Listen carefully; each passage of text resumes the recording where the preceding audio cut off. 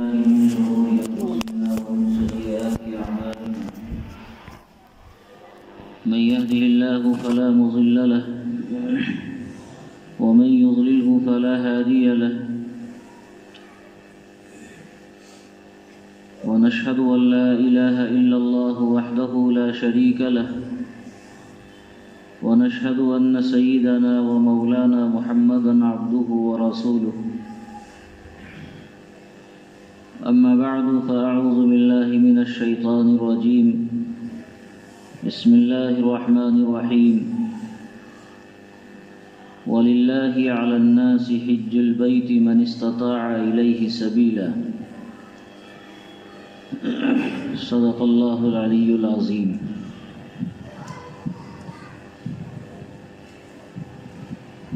اللہ رب العزت نے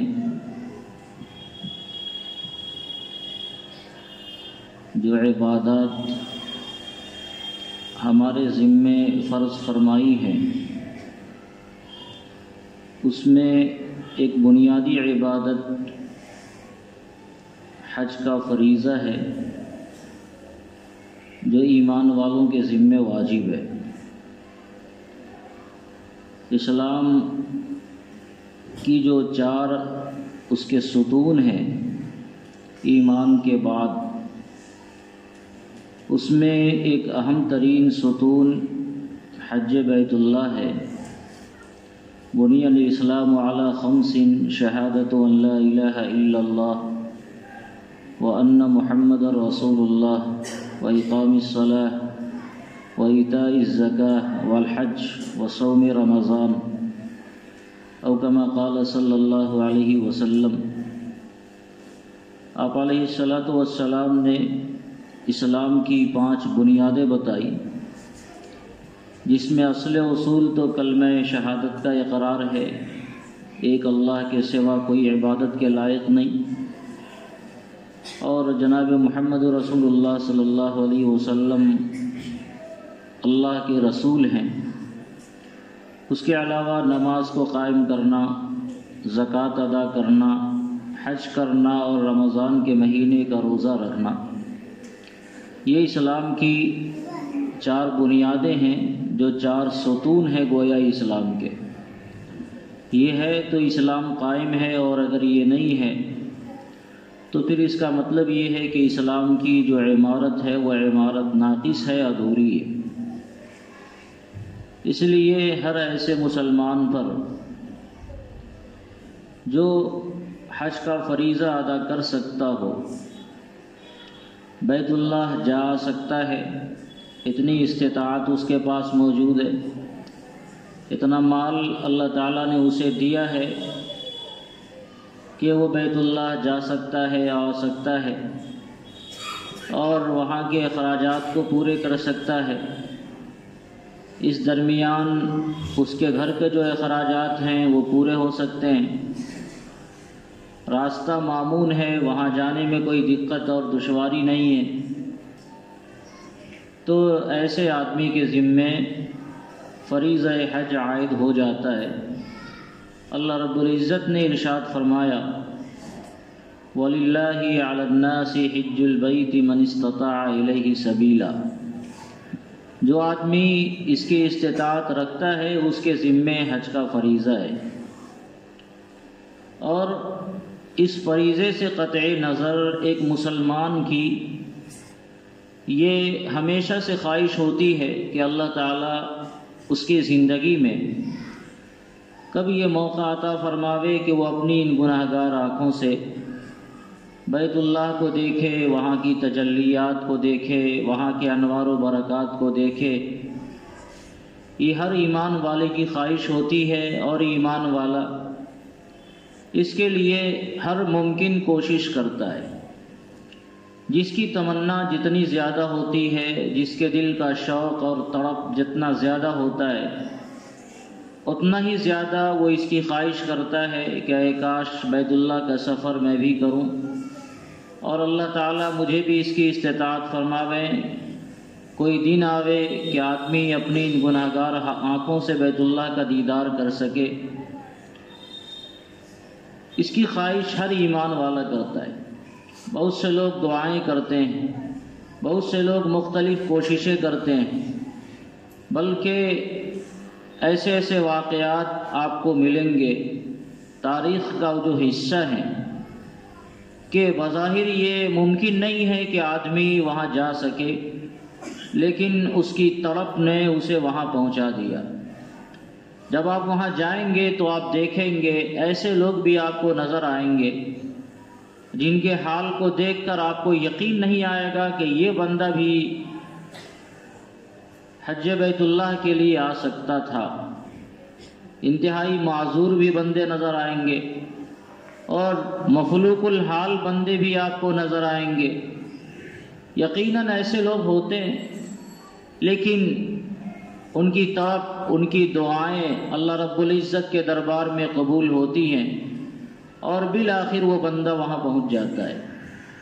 ایک بڑے بزرگ ہیں حضرت مالک ابن دینار رحمۃ اللہ علیہ، انہوں نے بیان کیا کہ میں ایک مرتبہ اپنے گھر سے نکلا، انتہائی کڑاکے کی گرمی، سخت دھوپ، پوری سڑک سنسان تھی، کہیں کوئی نظر نہیں آتا تھا۔ ایسے میں نے دیکھا کہ ایک شخص بغیر پاؤں سے انتہائی معذور ہے، اور آج کے زمانے کا کوئی سواری کا کوئی اس کے پاس معقول بندوبست بھی نہیں ہے، کوئی ویل چیئر نہیں ہے، کوئی ایسی گاڑی نہیں ہے، وہ زمین پر گھسٹتا ہوا آگے بڑھ رہا ہے اور جا رہا ہے۔ میں نے اس سے پوچھا کہ بھائی اس دھوپ کے اندر اتنی سخت گرمی اور ایسی تپش جس میں کسی آدمی کا گھر سے نکلنا دوبھر ہو رہا ہے، آخر تمہیں ایسی کیا ضرورت آن پڑی کہ تم اس گرمی میں نکلے ہوئے ہو، پورا بدن پسینے سے شرابور، دھوپ کی گرمی سے اس کا چہرہ بالکل تمتمایا ہوا۔ تو اس بندے نے اپنا ارادہ بیان کیا کہ میں بیت اللہ کے سفر پر ہوں اور حج بیت اللہ کو میں جا رہا ہوں۔ اس بندے کو دیکھ کر رشک آیا۔ مالک ابن دینار نے ان سے گزارش کی کہ تم تھوڑی دیر میرے گھر آرام کر لو، شام ہو جائے گی، دھوپ کی تمازت ختم ہوگی، نکل دینا۔ لیکن اس نے کہا کہ نہیں، ایسا نہیں ہو سکتا ہے، میں معذور آدمی ہوں، اور لوگ دنیا والے جو جاتے ہیں تو ان کے پاس سفر کی سہولیات موجود ہے اور میرے پاس کسی طرح کی کوئی سہولت نہیں ہے، تو سفر والے لوگ تو پہنچ جائیں گے، میں گھسٹتا ہوا جا رہا ہوں، پتہ نہیں وہاں میں پہنچ پاؤں گا یا نہیں پہنچوں گا، اس لیے ایک وقت کو گنوائے بغیر مجھے اپنا سفر جاری رکھنا چاہیے۔ اگر میں نے آرام کیا تو میں یہیں رہ جاؤں گا اور شاید وقت پر نہیں پہنچ سکوں گا۔ بہرکیف دیوانہ تھا، وہ چلا۔ مالک ابن دینار رحمۃ اللہ علیہ فرماتے ہیں کہ اس سال میں نے بھی حج کیا۔ اتفاق سے میری ملاقات اس کی ہوئی جہاں شیطان کو کنکری ماری جاتی ہے، چاروں طرف سے لوگوں کی بھیڑ تھی اور لوگ شیطان کو کنکری مار رہے تھے، اور ایک بندے کو لوگوں نے گھیر رکھا تھا۔ میں نے دیکھا یہ وہی بغیر پاؤں کا بندہ ہے جس سے میری ملاقات ہوئی تھی اور جس کو میں نے آرام کی پیشکش کی تھی، اس نے ٹھکرا دیا تھا۔ تو میں نے اس سے پوچھا کہ بھائی لوگ اتنی بھیڑ کیوں لگائے ہوئے ہیں؟ لوگوں نے اس کے حال پر ترس کھا کر بھیڑ لگا رکھی تھی۔ یہ بندہ شیطان کو کنکری مار کر فارغ ہو چکا تھا اور اللہ تعالیٰ سے دعائیں کر رہا تھا کہ خدایا تیرے پاس جو بندے آئے ہوئے ہیں سب کے پاس سہولیات ہیں، آپ جانتے ہیں، ہر ایک کو اس کے مال نے پہنچایا ہے، لیکن آپ جانتے ہیں کہ میرے پاس اس بدن پر پھٹے پرانے کپڑے کے علاوہ ہمارے پاس کوئی اور چیز نہیں ہے۔ میں گھسٹتا پسٹتا آپ کے دربار میں پہنچا ہوں اور اس کے بعد اب قربانی کرنی ہے، اور ہمارے پاس قربانی کا ایک مال نہیں ہے، یہ جان حاضر ہے، یا اللہ آپ اس جان ہی کو آپ قبول کر لیں۔ اور یہ دعا کر رہا تھا، اس کی روح پرواز ہو گئی۔ تو ایسے لوگ بھی اللہ تعالیٰ نے عاشق پیدا فرمائے جو بیت اللہ کا حج اس انداز میں کرتے ہیں۔ ابھی ماضی قریب کا ایک واقعہ ایک صاحب نے سنایا، ایک صاحب نے کیا، ایک بڑے عالم نے سنایا۔ وہ شعر پڑھ رہا تھا اور شعر پڑھتا ہوا حج بیت اللہ کی روانگی کا موقع تھا، اسی موقع سے وہ شعر پڑھ رہا تھا جس کا مفہوم یہ تھا کہ لوگ تو جا رہے ہیں، میں خالی ہاتھ ہوں، کوئی مصطفیٰ کے مدینے والے مصطفیٰ کو جا کر یہ کہہ دے کہ یہ مصطفیٰ انہیں سلام عرض کر رہا ہے. اس کا نام بھی مصطفیٰ تھا. اس کی یہ بات پتہ نہیں کس دل سے نکلی کہ جو بندہ جانے والا تھا اس نے یہ طے کر لیا کہ میں بھی تمہیں اپنے ساتھ لے کر چلوں گا، اور اس خالی ہاتھ مسافر کو وہ بھی ساتھ لے کر گیا، اور اس طرح اس نے حج بیت اللہ کی سعادت حاصل کی ہے.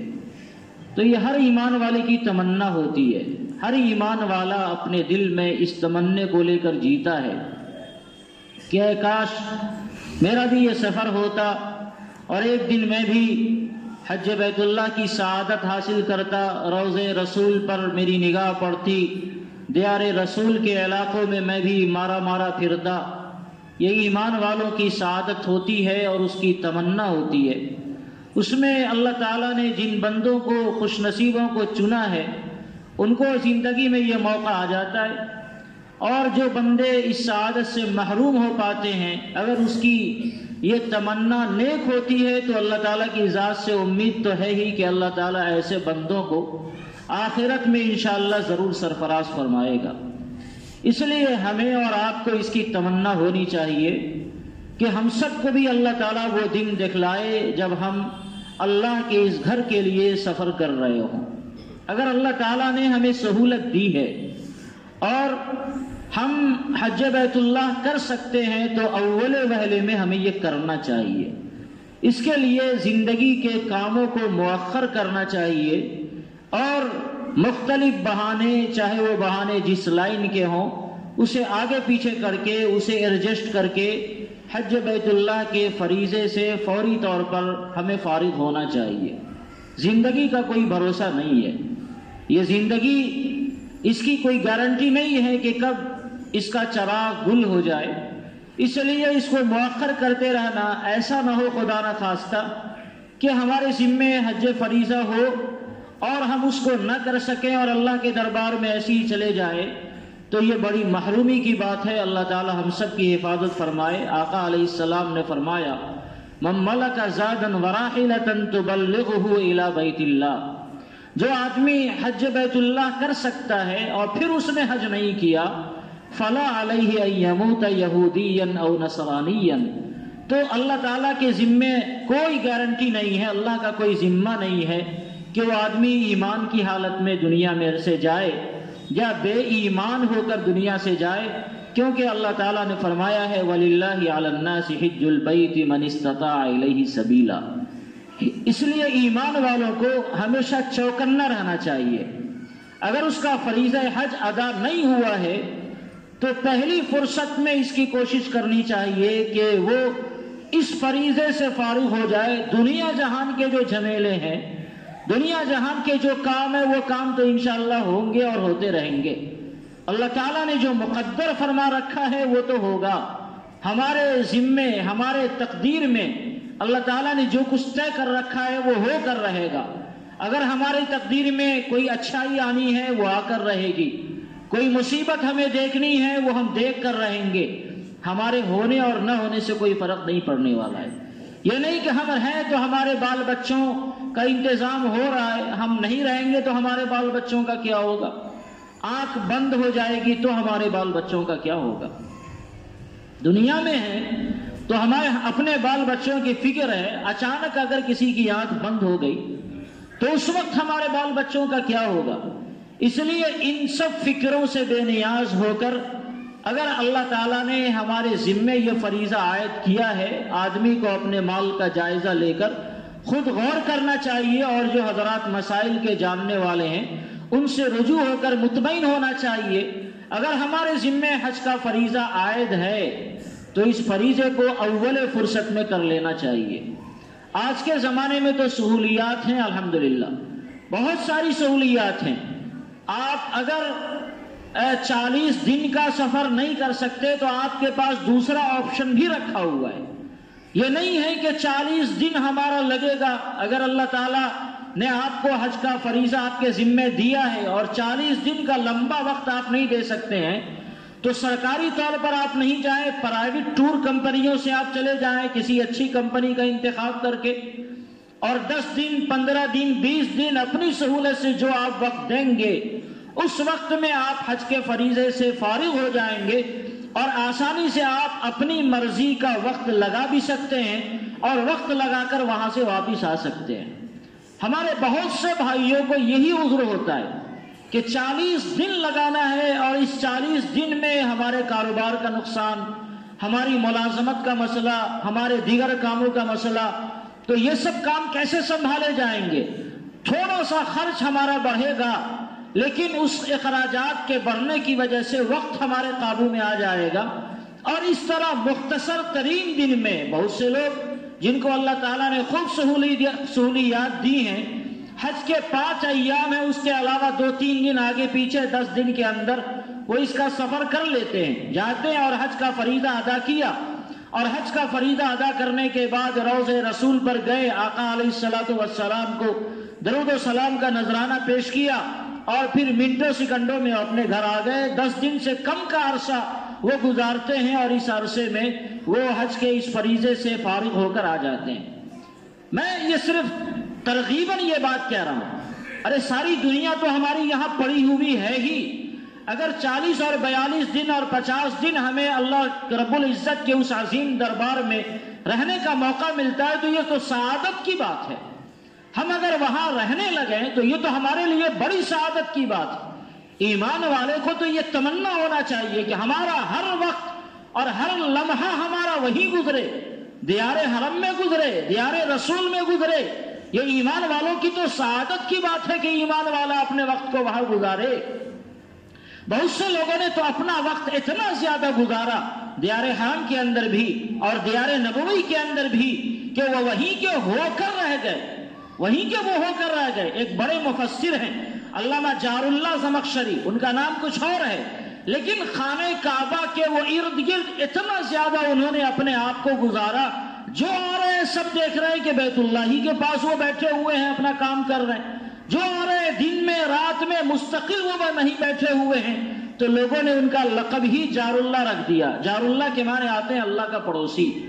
یہ بندہ اللہ کا پڑوسی ہو گیا۔ ظاہر ہے آدمی ایک لمبی مدت وہاں گزارے گا تب جا کر وہ اس کا پڑوس حاصل کر سکے گا۔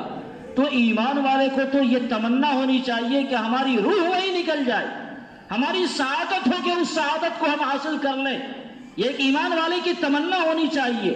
ایک بچہ آج کے زمانے میں تو الحمدللہ سعودیہ میں بہت سے مال کی ریل پیل ہے، اور یہ حضرات خود ہم لوگوں سے زیادہ مالدار ہیں، لیکن آج سے چند دہائیوں کا معاملہ تھا، ہندوستانی حج کے قافلوں کا خاص طور سے حجہ وہاں کے جو رہنے والے مقامی باشندے ہوتے وہ زیادہ انتظار کرتے تھے، کیونکہ ہندوستان کو اللہ تعالیٰ نے سونے کی چڑیا بنایا ہوا تھا، دولت کی ریل پیل یہاں تھی، اور یہاں کی جو حضرات حج کرنے وہاں جاتے تو وہاں کے باشندوں پر یہ اپنے مال کو بہت زیادہ لٹایا کرتے۔ اس زمانے کی صورتحال تھی، انتہائی قسم پرسی کے عالم میں وہاں کے لوگ زندگی گزارتے تھے، بڑی پریشانیوں کا انہیں سامنا کرنا پڑتا تھا۔ ایک قافلہ گیا ایک بڑے عالم کا، اس قافلے نے دیکھا کہ ایک بچہ 2 روٹی کے لیے مستقل ان کے پاس آتا جاتا رہتا ہے، مستقل ان کے پاس آتا ہے، اور روزانہ انہیں روٹیاں دی جاتی ہے، وہ کھاتا ہے چلا جاتا ہے۔ فاقے کا عالم تھا، بچے نے دیکھا کہ ہمیں 2 روٹی کا دانہ یہاں مل رہا ہے، ایک بار ملا 2 بار ملا، تو اپنے کھانے کے موقع سے وہ چلا آنے لگا، مستقل آیا کھایا گیا۔ تو حج کے اس قافلہ والوں نے جو امیر تھے انہوں نے کہا، جب آنے کا وقت وہاں سے واپس آیا تو انہوں نے اس بچے سے گزارش کی کہ بیٹا ایسا ہے کہ تم میرے ساتھ ہندوستان چلو۔ کہا وہاں کیا ہوگا؟ کہا وہاں ہم تمہاری پرورش کریں گے، تمہاری پریشانیوں کے دن ختم ہو جائیں گے، تمہاری تعلیم کا انتظام کریں گے، تمہارے اچھے رہنے سہنے کھانے پینے کا انتظام کریں گے۔ تو بیٹے نے پوچھا کہ وہاں یہ ملے گا؟ ہاں یہ ملے گا، یہ ملے گا، یہ ملے گا، ساری فراوانیاں وہاں مل جائے گی۔ تب اس نے کہا کہ یہ جو کالا والا غلاف والا ہے بیت اللہ یہ بھی وہاں ملے گا۔ تو اب یہ حضرت رونے لگے اور فرمایا اگر یہ ہمارے ہندوستان میں ہوتا تو ہم کیوں یہاں آتے؟ ظاہر ہے ہمارے یہاں ساری دنیا مل جائے گی، لیکن تمہیں حرم پاک نہیں ملے گا، بیت اللہ نہیں ملے گا، زمزم کا کنواں نہیں ملے گا، صفا اور مروہ نہیں ملے گا، عرفات نہیں ملیں گے۔ یہ صرف تمہارے عرب کی سرزمین ہے اور اس کی خصوصیات ہیں، یہاں دنیا کے کسی علاقے میں یہ چیزیں ڈھونڈنے سے نہیں ملیں گی۔ تو اس نے کہا پھر مجھے اپنا فقر پر راضی رہنا چاہیے اور ہمیں ہمارا فقر مبارک ہو، یہاں سے چھوڑ کر ہم کہیں اور جانے والے نہیں ہیں۔ لوگوں نے اسی طرح مجاہدہ کر کے اپنے بیت اللہ سے محبت کا، بیت النبی سے محبت کا ثبوت دیا ہے، اور اس طرح لوگوں نے زندگیاں گزاری ہیں۔ اور پہلے زمانے میں تو اور زیادہ مشقتیں آتی تھی، 2 مہینے 3 مہینے لگتے تھے حج کے سفر میں، صرف پہنچنے میں۔ یعنی کہ اگر کوئی آدمی حج کا سفر کر رہا ہے تو سمجھیے 6 مہینہ گیا اس کا۔ 2 مہینے پہلے یہاں سے وہ نکلتے تھے، اور پھر پانی کا جہاز بھی نہیں ہوتا تھا، بادبانی کشتی ہوتی جو صرف ہواؤں کے دوش پر چلا کرتی، اس کے اندر کوئی خاص مشینیں نہیں ہوتی۔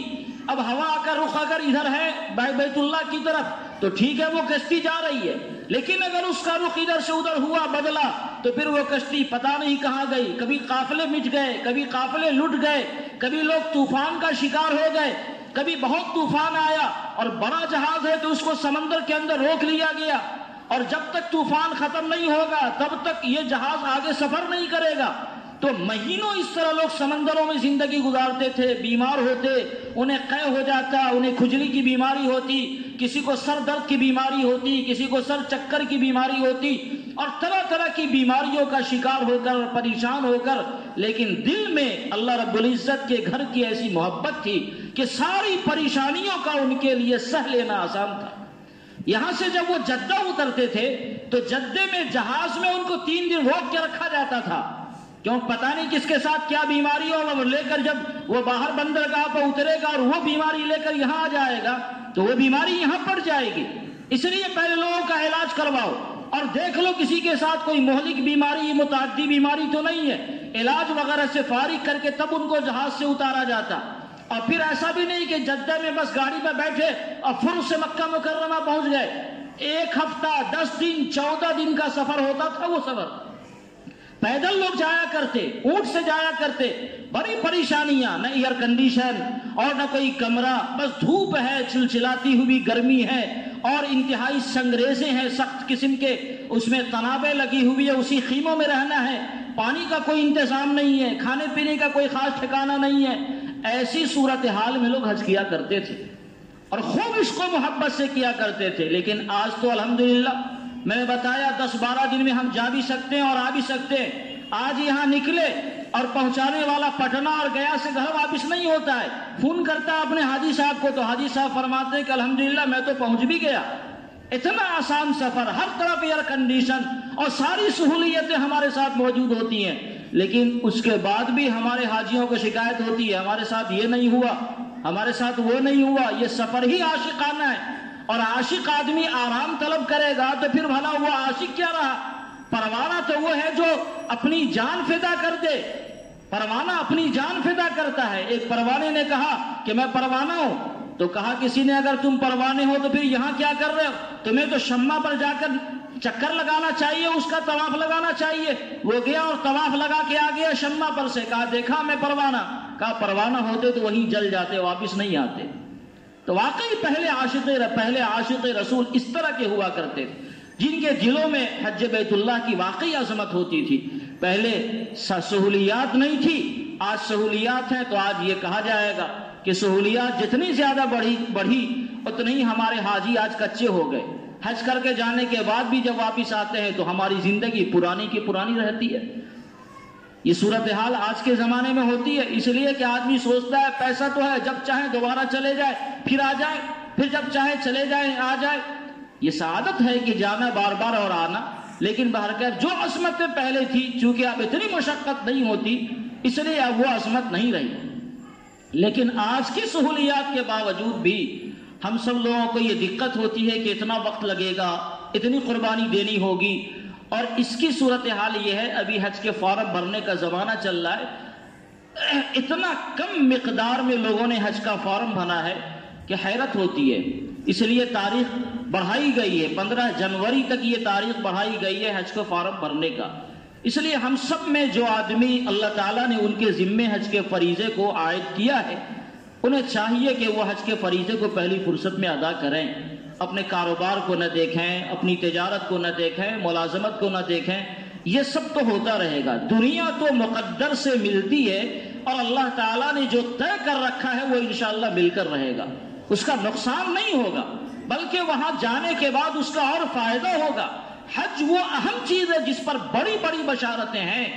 ایسی ایسی دعائیں وہاں قبول ہوتی ہیں، اور اسی طرح اللہ رب العزت انسانوں کو نوازتا ہے۔ آقا علیہ السلام نے فرمایا تابعوا بین الحج والعمرہ فإنہما ینفیان الفقر والذنوب، حج اور عمرہ ساتھ ساتھ کیا کرو، یہ تمہارے فقر و فاقہ کو بھی مٹائے گا اور تمہارے گناہ کو بھی ختم کرے گا۔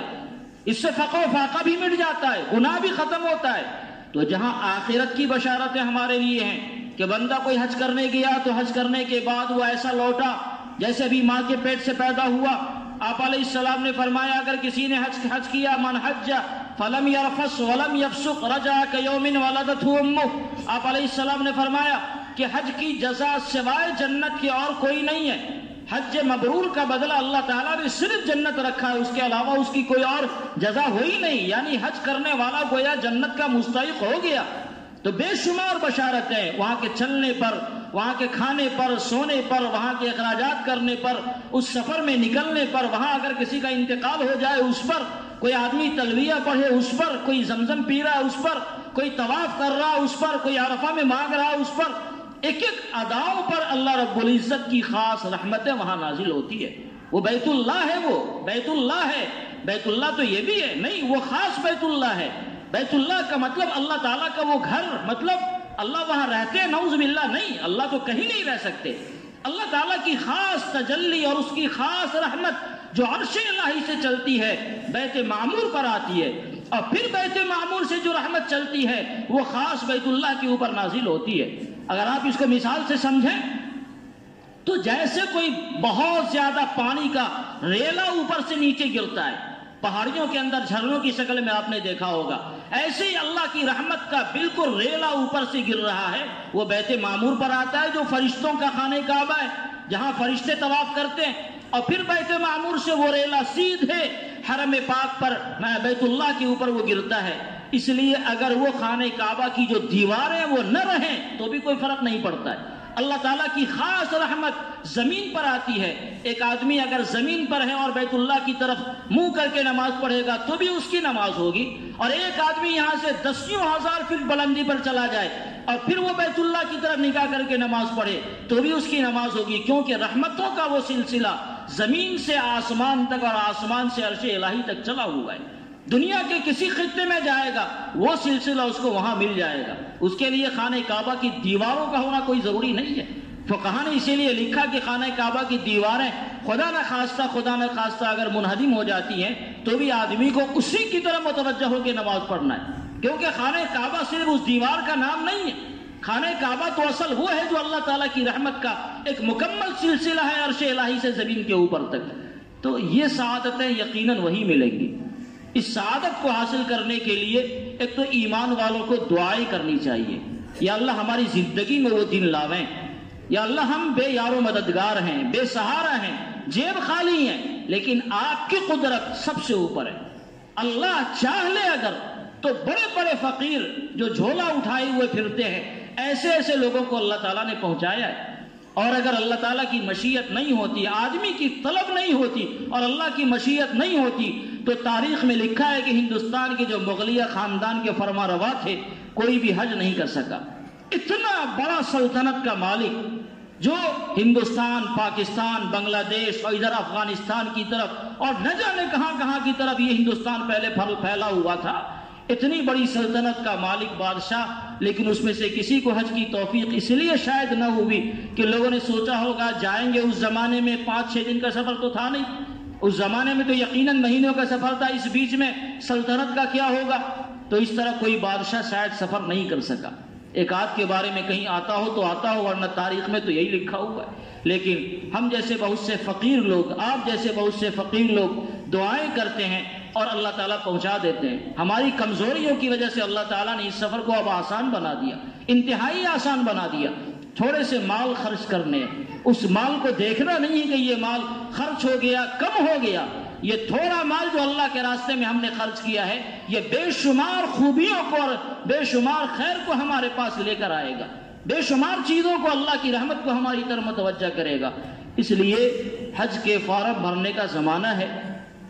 اس موقع سے ہم سب کی یہ ذمہ داری ہے کہ اگر ہمارے اوپر حج فرض ہے تو ہم اس فریضے کی ادائیگی کی اولین پہلے میں کوشش کریں اللہ تعالی ہم سب کو اس سعادت سے بہرور فرمائے، اور اللہ تعالی ہم سب کو حج بیت اللہ کی توفیق عطا فرمائے، اور ہماری زندگیوں میں اللہ وہ دن لاوے جب ہم سب بھی خانہ خدا کی اور روضہ رسول کی زیارت کر رہے ہیں۔